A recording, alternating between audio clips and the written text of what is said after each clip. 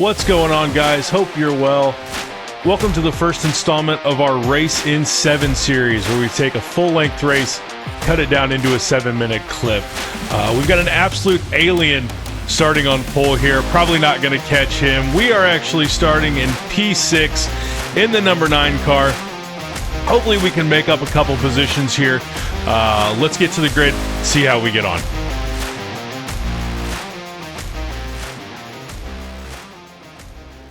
All right, we are waiting for the lights to go out. And waiting. And there they go. We are green here at Imola. 5th place did not grid. We're going to sneak into his spot. We got a great start, but we're going to make a move on Souza going into turn 1. A little bit of contact. Decided not to go for the lunge into P3. Going to settle in here. We will take that position off the jump. We've had really good starts here in the Porsche Cup, and this one is no different. As we go down into the second chicane here, gonna just follow everybody. Cold tires can be tricky in the Porsche Cup, but as we look in our mirrors, it looks like Souza is coming up on our left side. Gonna try and cut off the inside, but he is not having it. Gonna throw it down into the hairpin, makes the move stick. And now we've got a decision to make as we go up the hill. We've got a little bit of a run here. Are we going to take the inside going into this left-hander? Maybe more of a dummy than an actual move, and he, again, is not taking the bait. Makes it stick around the outside, and we are just going to settle in here for the remainder of the lap.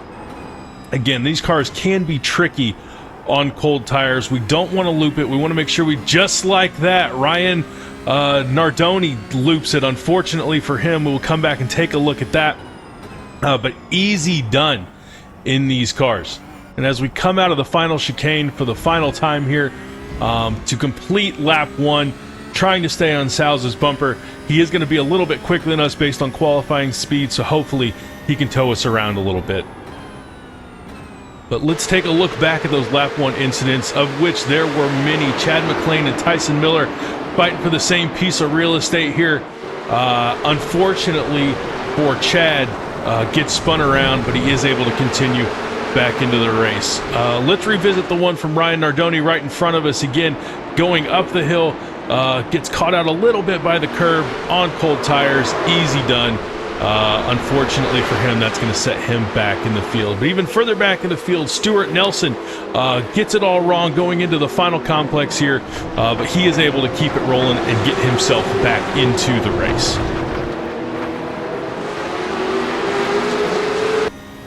Moving ahead to lap 3 here, and one of our big worries as we gridded up, where there was a lot of cars with low numbers that did not qualify. So I was worried that there were going to be some drivers that were going to be coming up through the field, and it looks like we've got our first of that group. Wayne Keeley is all over our bumper as we cross the line to start lap 4 here.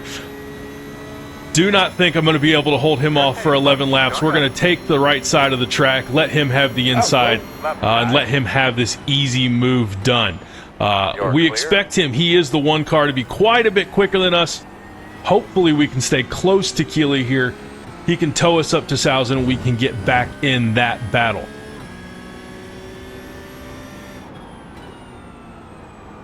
Behind us, it looks like Matumanu was going to come up and challenge us next, but unfortunately for him in the hairpin, he loops it around. Again, easy to do in these cars with the weight transfer, and that is going to be his race over.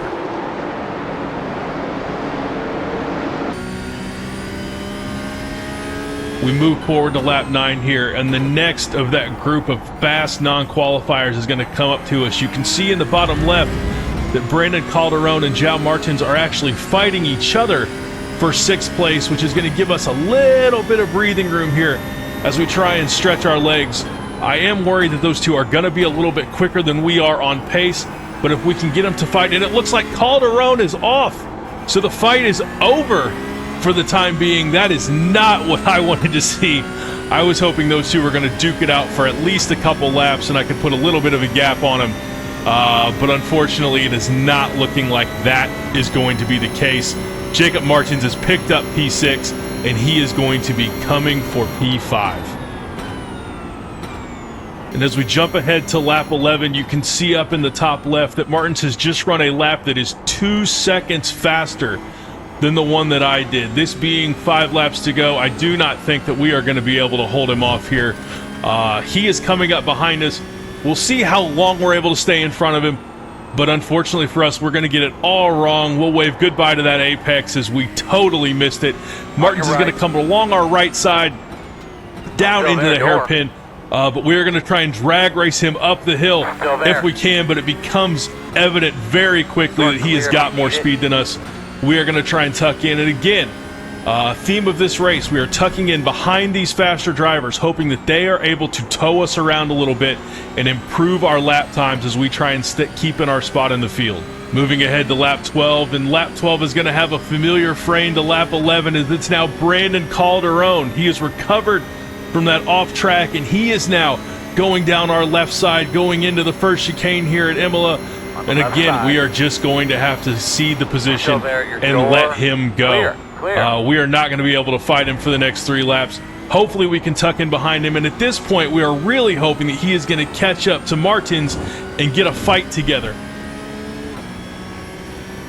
On to lap 14, Calderon's pulled a little bit of a gap, but you can see in the bottom left that Martins is off. We can see the smoke as we come around the corner. This could be the gap that we need. It could be the gap that Calderon needs to be able to catch up to Martins and possibly take the fight to him again. If we can get these two to fight with each other, these two faster drivers, there is a chance that we could catch up to him and possibly be able to fight for P5 as well. And as we finish up our final lap here, coming down to Aqua Minerale for the final time, going up the hill, there is a lapper in between us, but it looks like Martins and Calderon are fighting with each other, but not quite close enough. But we see up ahead, Martins has blown the chicane. He has totally blown the chicane, and that possibly could result, yes it is, going to result in a slowdown, and now we are pushing as hard as we can to get up to him. The gap is 2.2, which is going to be a lot of road to cover to finish the lap here. But we are going to fight to the end, see if possibly something else can happen. Is there going to be another off track? Is there going to be another opportunity for us to pick up another spot? Unfortunately, those two are just too quick to finish the lap. They are going to come home P4 and 5. We are going to come home P6. Wayne Keeley from earlier had an unfortunate disconnect to end the race, so that will get us a freebie up to P6. A fun race overall. Finished P6, plus 42 on the I rating, plus 21 on the safety rating. Hope you guys enjoyed, and we will catch you on the next one. See ya!